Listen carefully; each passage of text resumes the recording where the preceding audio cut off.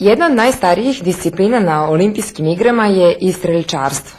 Kako bismo saznali nešto više o ovom sportu, za sve vas koji ga pratite ili biste volili njime da se bavite, obišli smo klub NS 2002 na Petrovaradinskoj tvrđavi.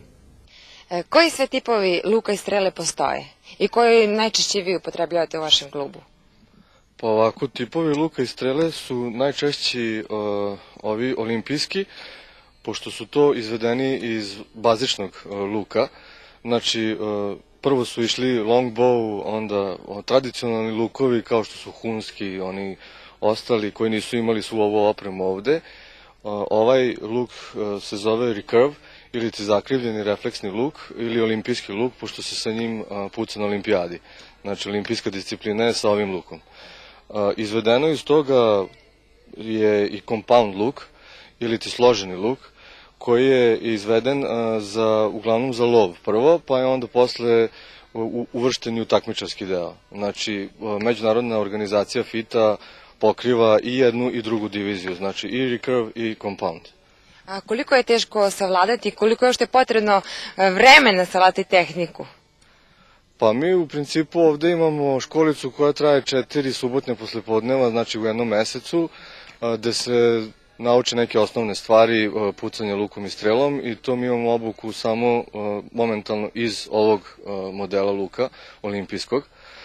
Tako da je, ja mislim, to dovoljno za savlađivanje onih osnovnih elemenata, a posle od afiniteta samog čoveka zavisi da li će još dalje usavršavati, trenirati, razvijati to, da li će ići u takmičenje ili će samo služiti to njemu za rekreaciju iz hobi.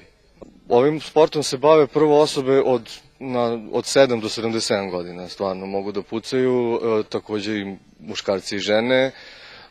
Fizička snaga utiče, ali ne u tolikoj meri koliko utiče sama tehnika, prvenstveno, pošto imamo različite jačine lukova za muškarce i za žene, i za juniore, seniore, mlađe pionire i tako.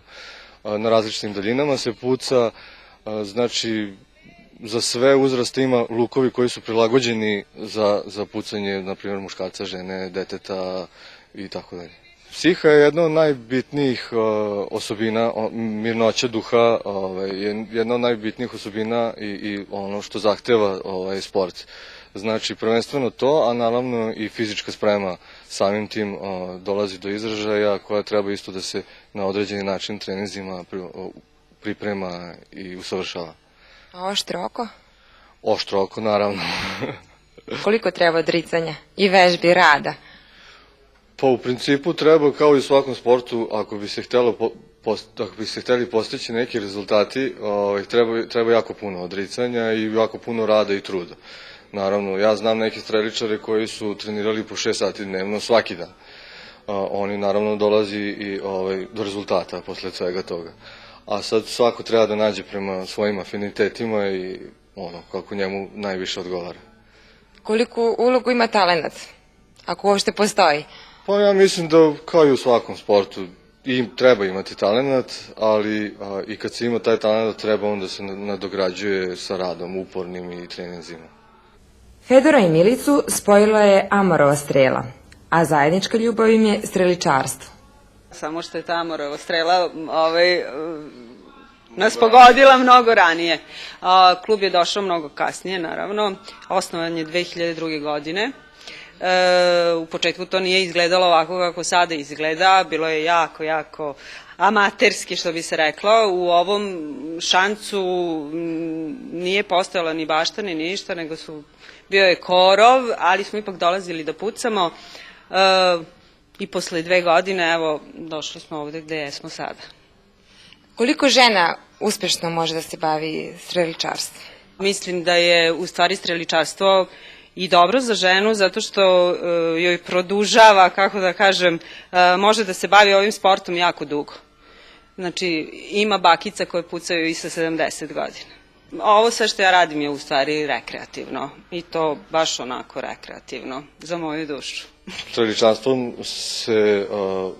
se odvija i leti i zimi, leti na otvorenim terenima, zimi u zatvorenim terenima, to je indoor i outdoor. U zatvorenim terenima se puca samo sa 2 daljine, sa 18 i 25 metara, naravno u manje lice mete. Ovde mi imamo jednu zatvorenu streljanu u kojoj možemo lepo da treniramo i zimi i kada su vremenske nepogode napad.